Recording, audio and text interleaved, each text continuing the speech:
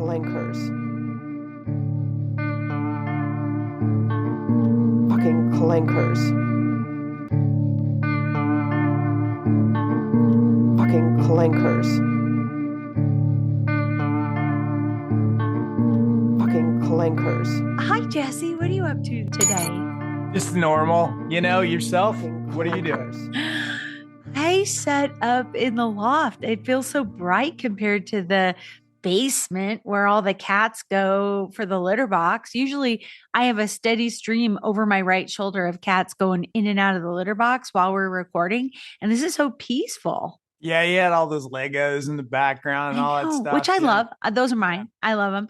But I now I have, understand. look, now I know it's an audio podcast, but I have Bigfoot up there doing yoga. Do you see that? I see it. And then I have, hey, is that from Archie McPhee's? yeah. I think we have the same Bigfoot. We do? Where's yeah, yours? I think so. Is it behind you? If it's not, don't worry. It's okay. Yeah, it's right. I don't know if you can see it. But it's up there on that shelf. I can see it. Oh my God, that is so great. We really are twins. Got the Yeti in front of him. And Bigfoot's still in the box from Archie McPhee. The Yeti Shout is out. from Archie McPhee's too. Yeah. When you were in Seattle, did you go to the actual store? Oh, yeah.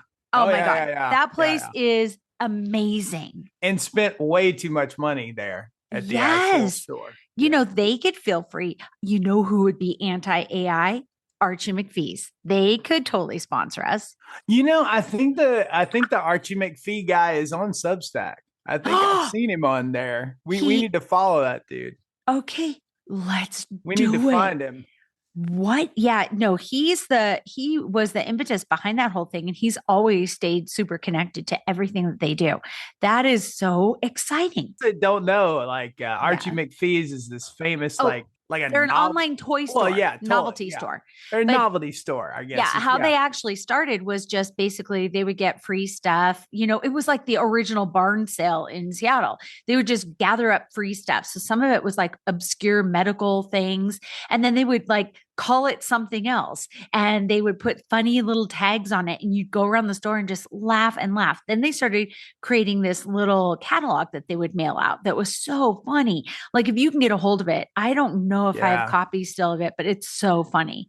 It's this weird curio shop kind of a place, like that, like the cursed antique store vibe is what it's got going on. Oh my God, it totally is. But yeah, they got cool stuff there. So this week we are talking about AI being our future cops.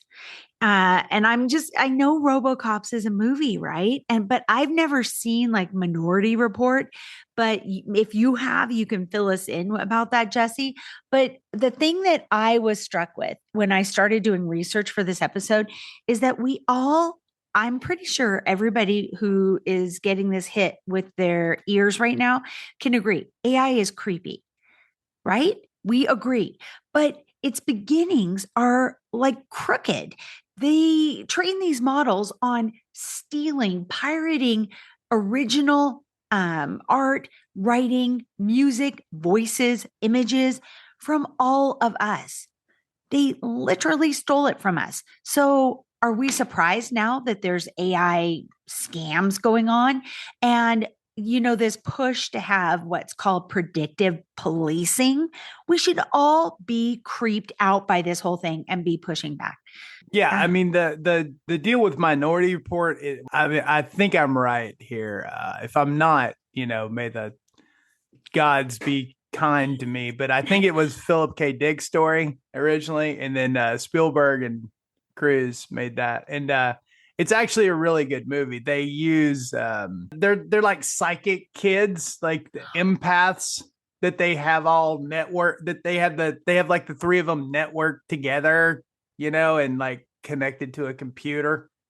And so they get these flashes of murders and things that are going to happen before they happen. So it truly is predictive policing, that they were using these engineer, these gifted kids or whatever with the third eye. I mean, you can just go ahead and say it's AI, because Yeah. It totally is. Okay. So if you're like scratching your head at predictive policing, I looked it up and NAACP had a great definition. So they defined it, and I've got links to NAACP in the show notes if you want to donate to them or give them some clicks, some click lovins. But they say this: AI predictive policing is when software uses data and algorithms to forecast criminal activity with the goal of, quote unquote, and the air quotes are mine, efficiently placing law enforcement resources. Jurisdictions who use this tool argue it enhances public safety, but in reality, there's growing evidence that AI-driven predictive policing perpetuates, big surprise, racial bias, violates privacy rights, and undermines public trust in law enforcement. The data used to make decisions around predictive policing comes from compiling and analyzing historical criminal data and police activity. So, relying on historical criminal data to make policing decisions is inherently biased. But this gives you no oxygen for, statistical anomalies, which is like people aren't statistics. We are individuals. They're treating people en masse, like groups, right?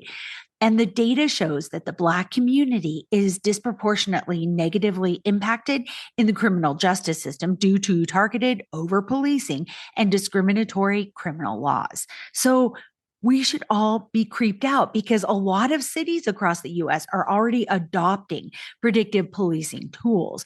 And as noted by a letter from US senators to the Department of Justice, they said this, quote, mounting evidence indicates that predictive policing technologies do not reduce crime. Instead, they worsen the unequal treatment of Americans of color by law enforcement, end quote.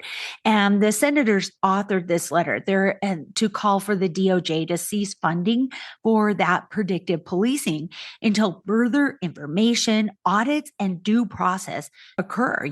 Some transparency in this whole thing. It's pretty startling. I don't know. I'm Best of luck with that.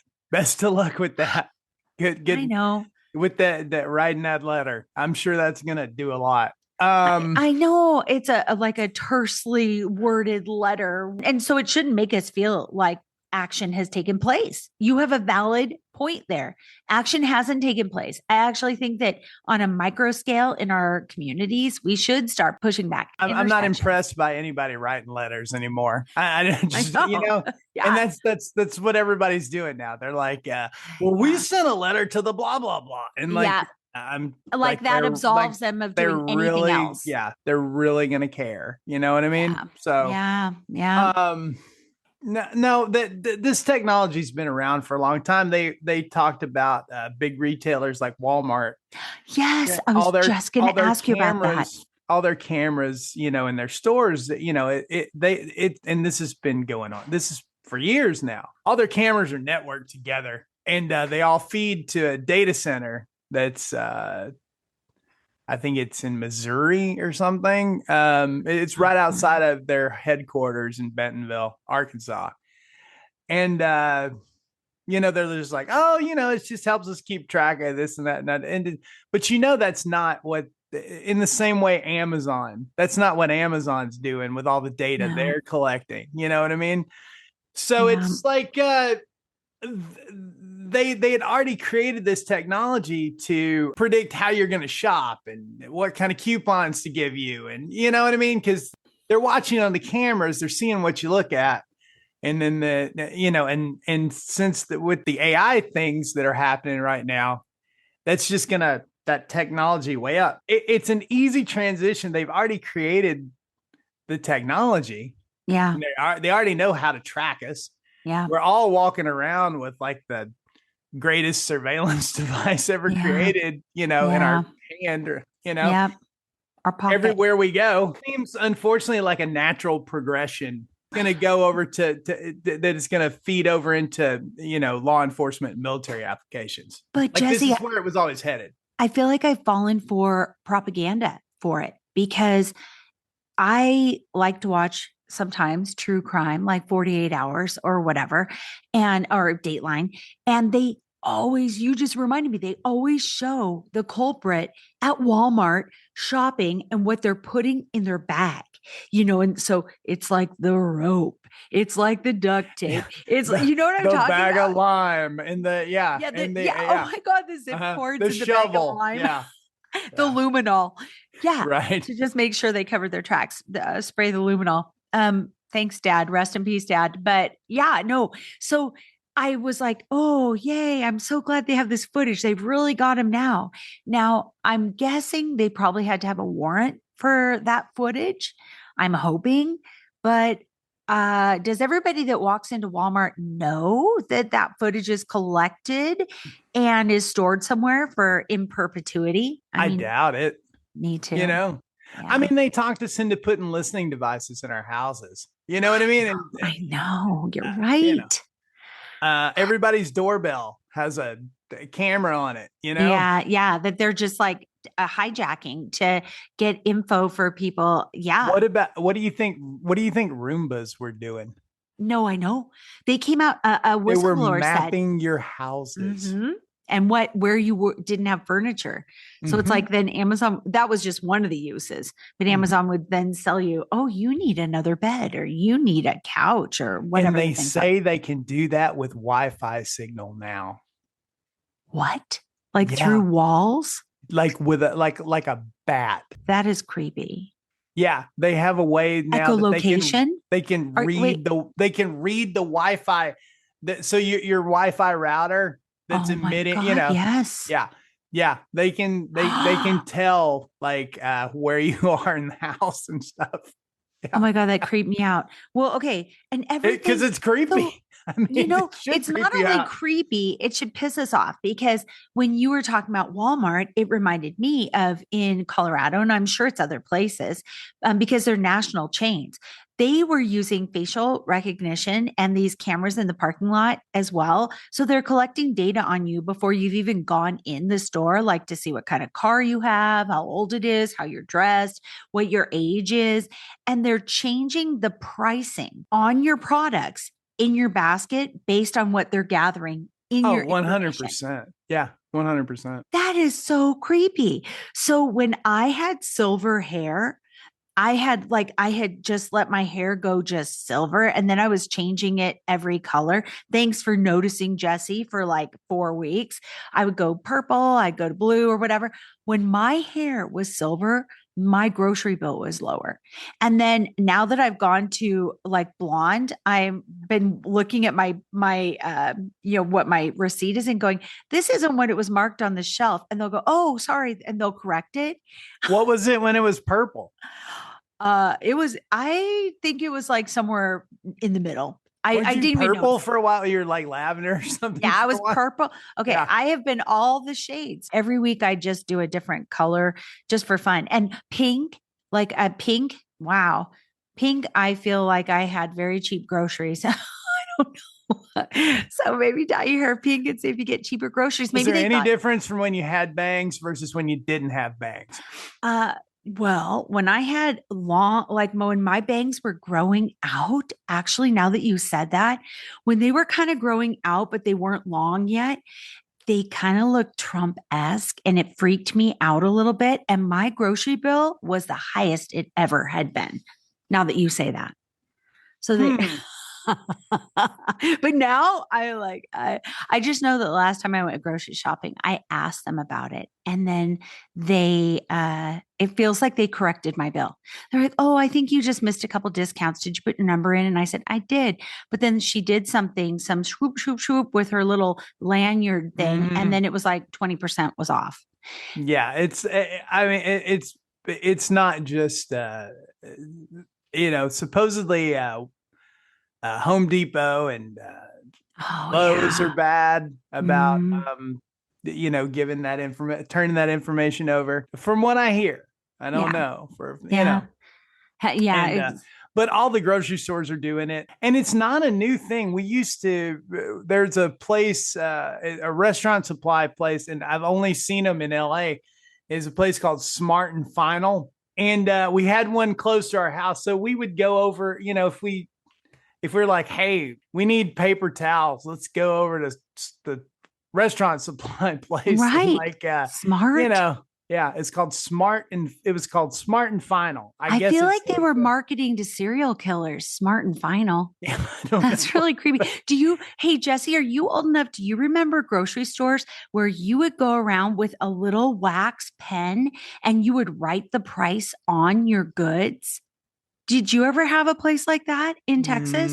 No, God, it was no. so fun. My mom did not like that grocery store, but me and my brother were like, "Are you going?" I feel like it was called like Pack and Pay, and you did everything yourself. This was well before they took away most of the cashiers, and you would go around and then you look at what the pricing was. So like 49 cents for a top ramen, and you would write it on there with your wax pen, and it was like the honor system kind of. Everything was a little expired, probably, which is probably why my mom didn't like it, but it was so cheap and you did everything yourself. I no, I don't know. That's That's so sad. interesting, though. That's such a Interesting that's such a concept. Tri-Cities thing. But what I was going to say about this other place was, Oh, yeah. 20 years ago they put in those little tags What? that Like digitally, variable pricing yeah, tags? yeah, they digitally changed.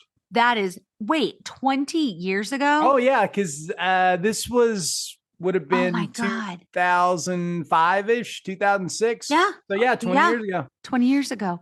Mhm. Holy smoke. So how was your pricing there? How did they Well, price you I guys? wasn't even thinking about that Yeah. then. You know what I mean? Yeah, I do. Yeah. You probably didn't look. We weren't even on we hadn't entered the brave new world yet, like we weren't even on like MySpace and stuff back then. We weren't really walking around with smartphones. I don't even Right? know if No. iPhones were a thing yet. I don't think they 20 were. years ago, Yeah. no, they were Yeah. burgeoning, but yeah, no, not Yeah. really. I mean, that maybe some flip phones Because I mean, eventually, I was back in Texas when the iPhone but first came out. wow. Yeah. Yeah, no. So Colorado, I'm kind of proud of them because they've been pushing back on the variable pricing, and they actually had some AI specific legislation. They're trying to put in, instead of saying ban it all, like places like for predictive policing, I think San Francisco as a city has said, let's ban it all, the use of all of that collection of data that people don't know about. And that sounds really dramatic and fantastic.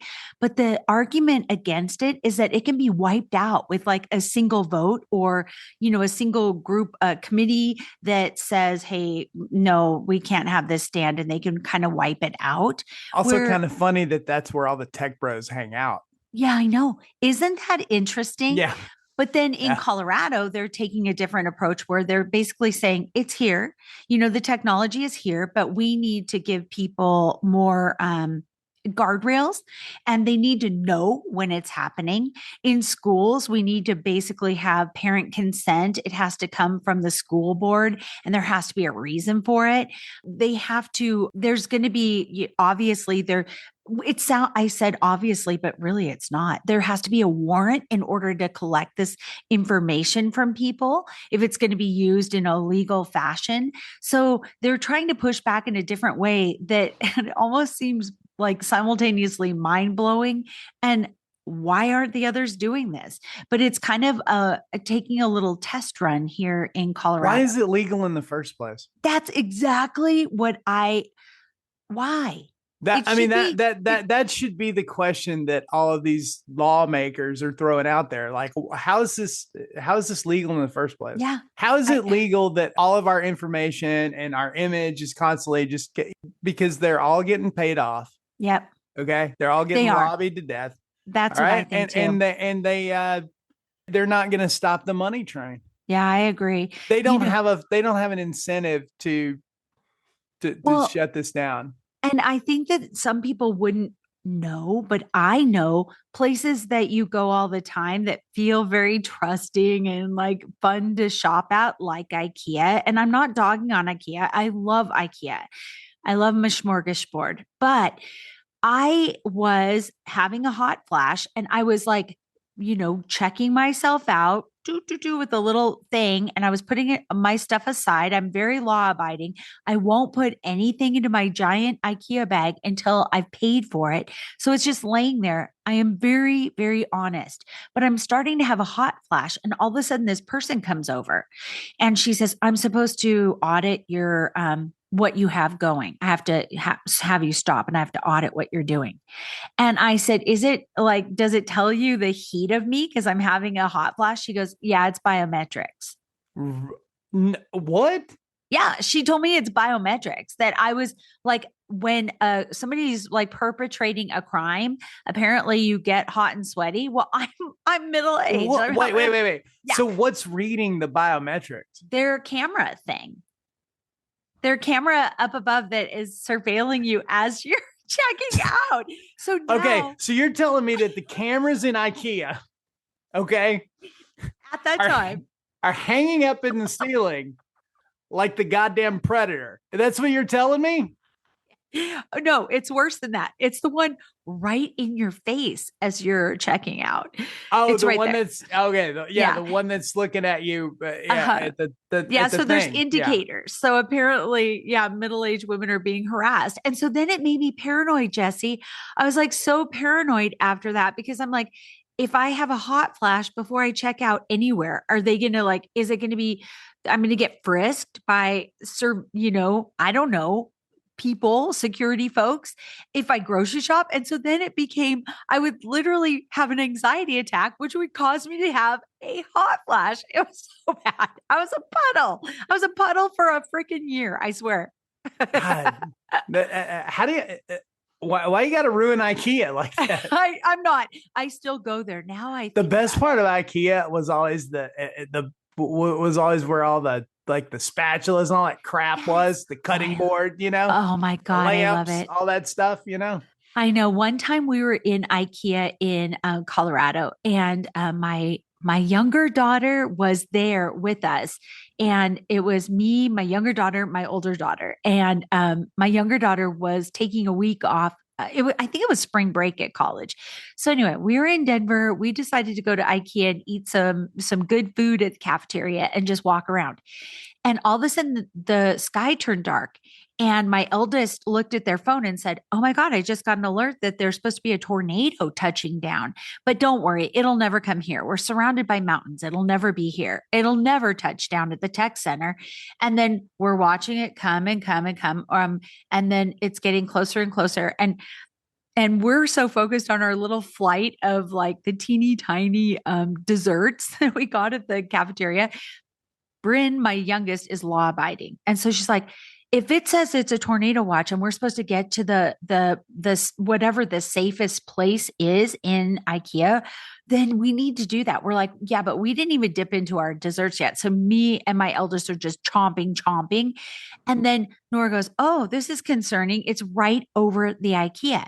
And then they finally made an announcement, and we had to go to the big stairwell for the whole store. It's basically made out of concrete, and everybody's in there. And I swear to God, there were people trying to bring their carts full of IKEA stuff, which is obviously not one-offs, into the little corridor. And then what was funny is, so we were sitting there and Bryn's just sitting there, arms crossed, like, I told you this was serious. You didn't take it seriously. You guys were still eating your food and your veggie meatballs. So finally, some IKEA folks came in 15 minutes later, and they said, and I thought they were going to let us go because it looked like the storm was passing on Nora's phone. And they said, honest to God, there are people parking and just shopping IKEA right now. So I guess everybody's free to just shop if they want to come out. And so we did. So that was it. That was my big IKEA story. There's so much. I just learned so much IKEA lore that I didn't already know, especially about the cameras. You're still mind blown. It's been a long time since I've been, Really? Oh, where's your closest IKEA? It's probably like Houston. Yeah, so that's too far outside away. of Houston. Yeah, mine's like 35 minutes away. I mean, I used to go to the one in Burbank, Oh, yeah. Oh, yes. I think I've been to that one. The one I went to. It's right there by the mall. Yeah, but the Yeah. one that I usually went to was down closer to Irvine. Yeah, So I've been to that one too. I feel like they were probably on the cutting edge of the biometric cameras. I used to hit, yeah, we used to hit all those. Yeah. Oh my God. Well, okay. So as I was doing the research for like the predictive policing and AI, I also came across this site, which is called AI for Beginners, which is amazing. And they were warning people of AI scams. And I know like listeners are savvy, especially if they're listening to our podcast, but they had a list of the top scams at the time, and they called them the kind of scams that really intelligent people will even fall for. Hit us with So, some of the top ones, Jen. okay, What are so the top scams? some of them we've heard of, but okay, how about this? Deep fake impersonation scams. We've heard of that, right? The audio, video, the images that are indistinguishable from the actual real thing. And it's alarming because it's costing people, specifically in one instance, it was impersonating a company's CEO, and it convinced an employee to transfer 243,000 from the company's account to them. So that's a real problem. I haven't answered the phone since 2017, so I'm safe. I think you are safe because that's one of the ones that they warn about. Didn't you call me the other day and you were like, hey, I your was like, why voicemail's don't you not set set up? up your And I was like, voicemail? I haven't listened to a voicemail since like 2014. I know. So now I'm just going to intermittently call you just to pester you. But then there's also AI romance scams. AI for Beginners calls this a quote, one of the most dangerous scams because it exploits victims' emotions and trust before conducting the financial crime. Fraudsters build fake online profiles on dating and social media platforms to conduct AI romance scams. It's Everything called the from long con, Jen. that's exactly what it is. So Mhm. they'll do the profile picture, which if you do any deep dive, you'll see that it's fake. It's AI generated to lure people into these romantic relationships. And once a person falls into the trap, they begin extracting money in numerous ways. And almost at this time, this was like 2025, almost 20,000 Americans have fallen victim to this scam, losing approximately $1.3 billion. Okay.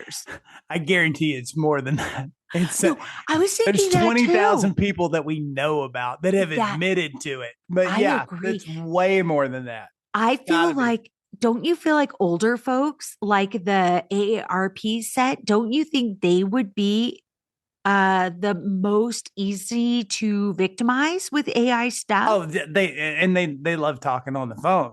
Yeah. And they answer their doors still. But yeah, I mean, and that's not AI going to your door. Yeah, I don't do I any don't of want to these make things. Yeah. Okay, so then there's like investment frauds, which we've heard about. There's AI job scams. So scams have increased by 118% in 2023. These scams are an emerging threat to vulnerable job seekers, and I really relate to this because I have a grad student right now who's looking at jobs, and they often fall for fake job postings or phony listings created by AI. Cyber criminals pose as recruiters and extract sensitive information during the fake interview process. This information is later used to steal candidates' identities to facilitate fraud. People have lost, again, approximately $367 million to these scams, and they keep going up, right? The percentage of people victimized keeps going up. But I agree with you. Even in that, like the number, I feel like the number's even higher. And then there's the phishing attacks. We've all heard of those, right? The deceptive AI creations with emails and messages. And they're getting more and more sophisticated because they really do look like they're coming from a company you do business with or a friend. And so you really have to think twice when anybody's asking you for any information. And then what you were talking about not answering your phone and not having voicemail set up, those voice cloning scams are the scariest thing to come out of the last couple of years. There will be a call from an unknown caller, and you will maybe click answer call, and you'll hear nothing on the other line. And because we're human beings, not robots, we want to say hello. Are you okay? Is anybody there? But you are not supposed to speak, because what they're doing is the AI on the other side of it is collecting your voice in order to use you for a scam, to maybe freak out one of your relatives that you were abducted or something and they need money for you. So I would just argue, and I've done it with my family and we've made jokes about it, but to have like a safe phrase that we all know, or a common joke that we would all say, so that they would know that this is a scam and not to fall for it and send their money to this evil AI First scammer. off, okay. Okay.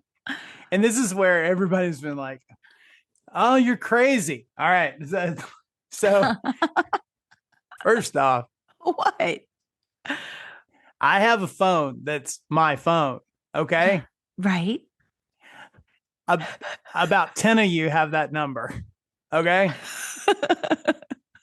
And this is not having to, this isn't because I learned this back in the, in our old life at the startup, because yeah. everybody had my number. Like over 1,000 people had my Oh phone my number. God. So that's a nightmare. So I've rocked a business phone and a personal phone for easily a decade now. Yeah. Yeah. So if you have my actual phone number, that means we're actually friends. And everybody else gets the other phone. That's so smart. That's good And protocol. If some pops up on my phone and it's not saved in contacts, first off, it doesn't even ring. Okay, or it doesn't do anything. It just goes straight to the whatever. Yes. I'm pretty good here. You're pretty locked down. Yeah. Yeah. And again, it's just by happenstance. But you're like, why don't you have your voicemail set up? I'm like, I don't listen to any voicemails. So, if you ever get a voicemail from me, let me just tell you ahead of time, everybody listening out here, just pay attention. If you ever get a voicemail from me, I didn't leave it. Same. I feel like I can safely say that too, because I hear people's voicemails. Sometimes I listen to their voicemail messages and then I hang up. Like, and I don't say hello. Like I literally, like, if you got something to say to me, you start talking. I know what the AI. If I don't hear anything on the other end, I drop the phone and like go into a Viking sword pose. I'm just like, Jesse, yeah. I feel like the AI, the AI already has enough with our podcast to like sim your voice and scare people, or maybe even just maybe gently lure them into I don't know, funding a search for biscuits or something. Oh, we're all effed. Like 100%. I think so. Yeah. I mean, I'm just telling you that nobody's going to phone scam me, but they're not going to phone scam we're still all screwed. All right. Because we've given too much. Yeah, I know. We played around online for too long. Yeah. But we didn't know. No, we did not know. I mean, we should have known, but like, we didn't know. That dumb Alexa was listening to my voice 10 years ago. Like, so who knows where all that is? It's probably in Utah. Yeah, Utah, YouTube videos. And I don't know where it is. You know what I mean? Oh, we are. Okay. And then I have to warn you about, this is a real life one from my friend of the show, Karen Rondowski. She is a comedian. You guys know she's rocking it on a tour right now. And I'll have links to that to go catch her next show in the show notes, even though they're sold out. She's funny. Oh my God, she's so funny. And she does comedy the right way. Plus, she adds this psychic element. So you'll see people that are like, I'm a tarot reader and a psychic. And she was OG. That was her thing. But she tours the country right now. And so she's having to rent cars. She had something AI centric happen to her this last year where she pulled in, and I think it was Hertz. I'm sorry. It was some rental company, allegedly Hertz, but I don't know. I'm thinking it was Hertz though. Isn't there only like one now? I feel like it because Budget and Avis, they're all like kind of in a tangle. I think one of them bought all the other ones, didn't they? So let's I just could be wrong about this, but let's just say big rental car company. We don't even have to name it. She pulls in and she's like going into the lot to turn in her car. And it's unbeknownst to her taking an image of her car front, back, and center. And then she's getting charged thousands of dollars later. And she's like, for damages on her car. She was like, my car was perfect. Then she realized it was snow. The AI camera had thought the snow and a little bit of mud on the outside of her car was damage she did to the car, and they charged her. So she was livid. And so she calls up to like fight this. And of course, it's an AI bot that she has to sit and talk through God knows how long. I mean, it's just kind of awful. And to have AI and AI cameras connected to your credit card, basically, and then you're having to fight with AI to get them to reverse the charges. What a fucking nightmare. That's awful. Yeah, it's people are not gonna be cool with this. I don't think so. I don't think so either. I don't have a feel good this week, though. I just wanted to lay out the facts. And I know a lot of people out there are kind of more aware of it. I've seen lately in the city of Denver, they've been taking down aggressively because people have been really pushing back on these traffic cameras that the info is going where, and there is no police interface to say there's a reason you were running the yellow light because you were going to get hit by a truck or whatever. Like there's no intermediary that's actually looking at the footage and is pro the citizen. And so they've been kind of vocal lately and they're taking down those cameras. But for as many cameras that are going down, I see them going up in other counties because they're collecting money off of them and they can't resist it. It's like a pot of gold for them. What's going to happen is what? People are they're going to stop fucking around with the internet. But how can you avoid it, Jesse? I mean, if you have to go on there and do some business, I'm talking about all the, you know how like, oh, I'm going online. It's going to be fun. No, people are people are, I'm telling you, people are going to walk away. If you come to this, because we were basically taught like the entire world is at your fingertips. You know what I mean? Like, yes. They've been shooting us that since we were kids running around Epcot, you know, the whole world's going to be connected and Yeah, they have. Like, oh my God, that's going to be cool. And it's like, you can log into any library and you can do this and which you can do all that cool stuff. And that's awesome. It's at a price. People can't trust it anymore. No. And when these midterm elections start really cranking up, you're going to see wild stuff.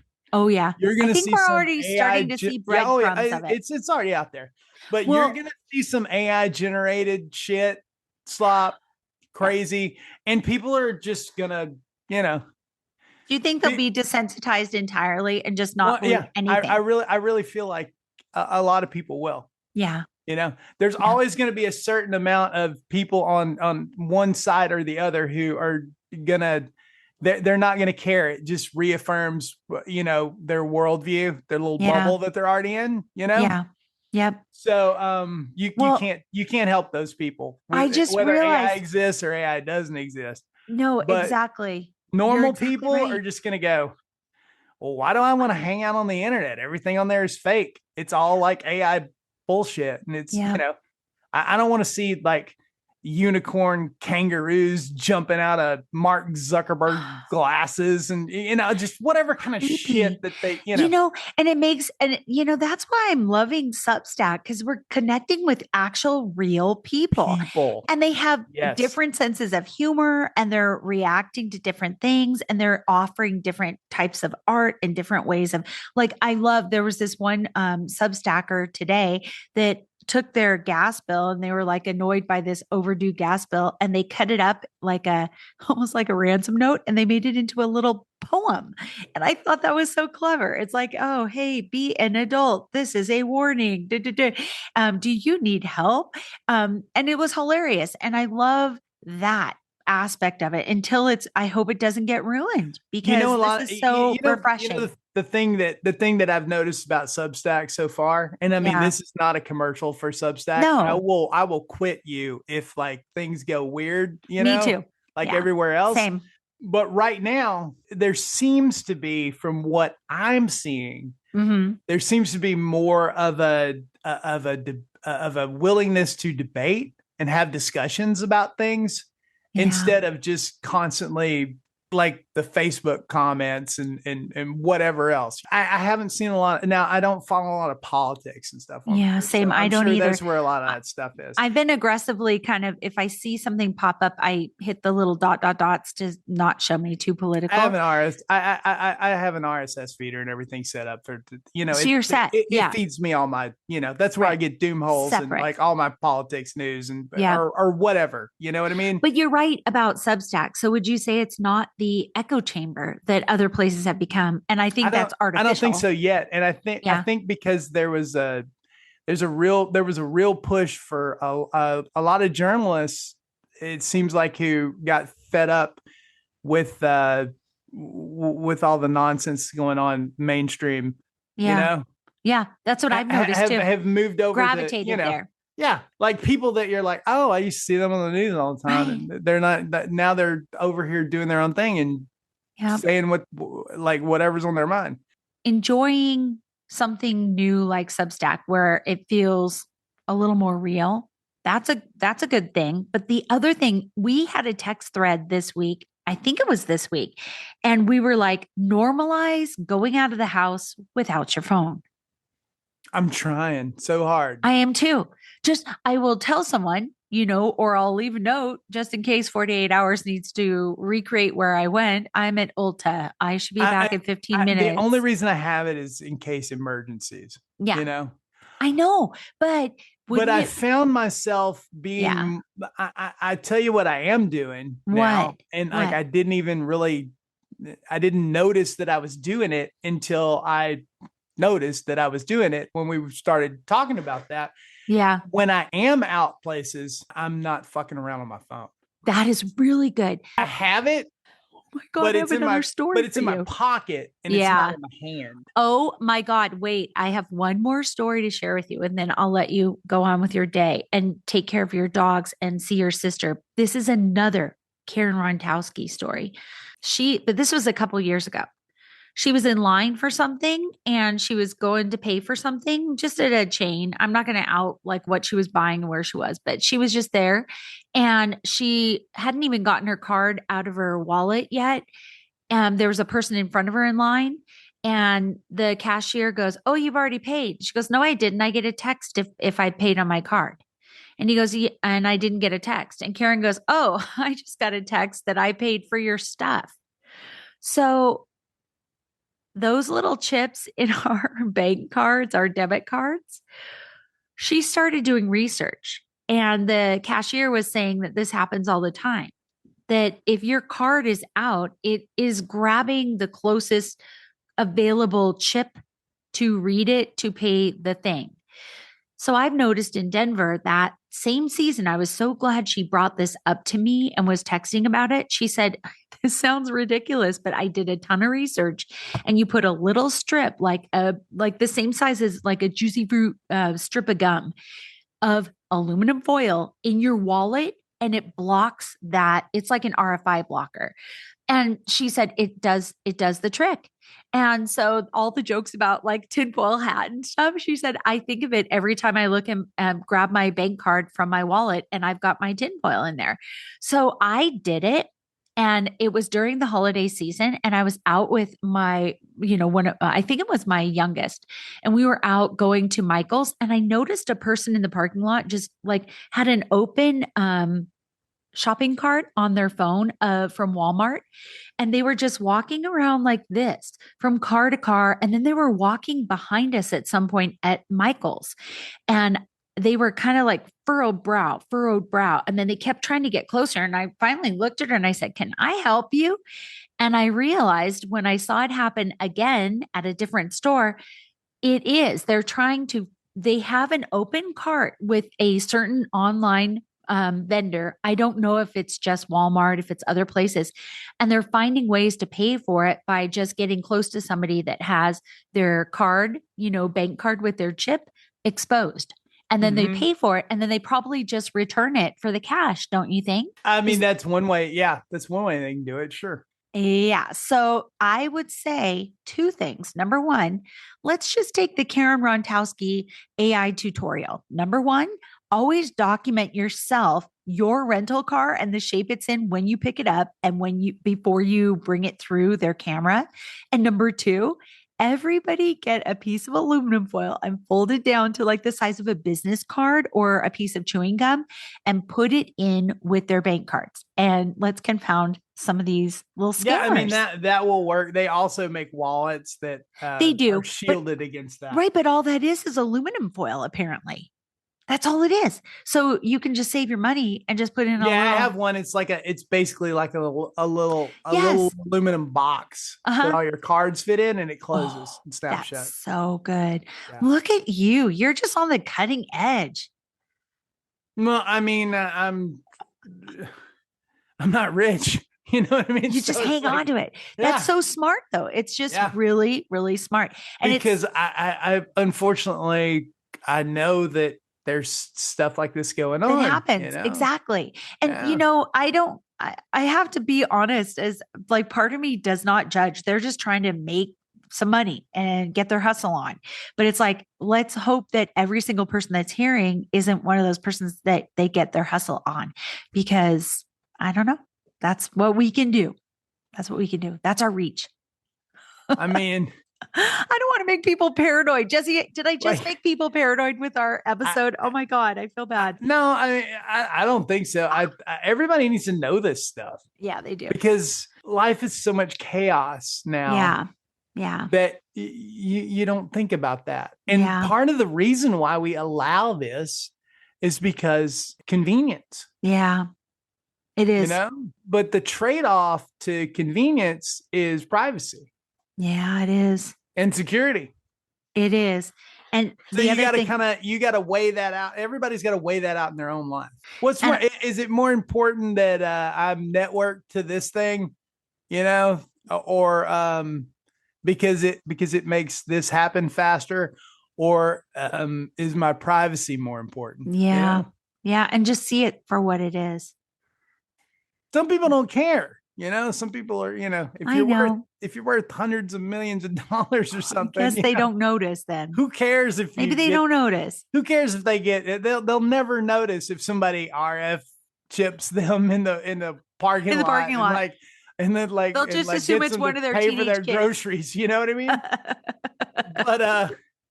But we care. But the rest of us, most care, of the rest of us are going to notice. Yeah. Oh my God. Well, that's all I've got for this week. What are you going to do? You have your sister over. You get to go play with the dogs. We're just gonna hang out and the dogs and try to have a quiet weekend. Just chilling. That's the best. Oh my God, I love that so much. Wait, is she your older sister or younger sister? Are you the big younger? Brother? No, she's you're the big brother. She's 3 years younger than me. Oh, that's like exactly the split between me and my brother Garth. And he's my big brother too. So rest your voice, because next week we have a big week. Oh my God. Yeah, we got a lot going on. We're everybody who's out there listening to us and who is finding our podcast and has been giving us feedback and telling us, I mean, it so far, everything's been really positive, and so it makes me feel like we're on the right track. And just, I'm just saying, thank everybody. And thank you. We love you. We absolutely love you. You're giving us life. Yeah. I mean, they're giving us freaking life. Yeah. It's fantastic. All right. Well, be well out there, guys. And until next week, stay curious. I love you. Bye. Bye. Fucking clankers. Fucking clankers. Fucking clankers. Fucking clankers.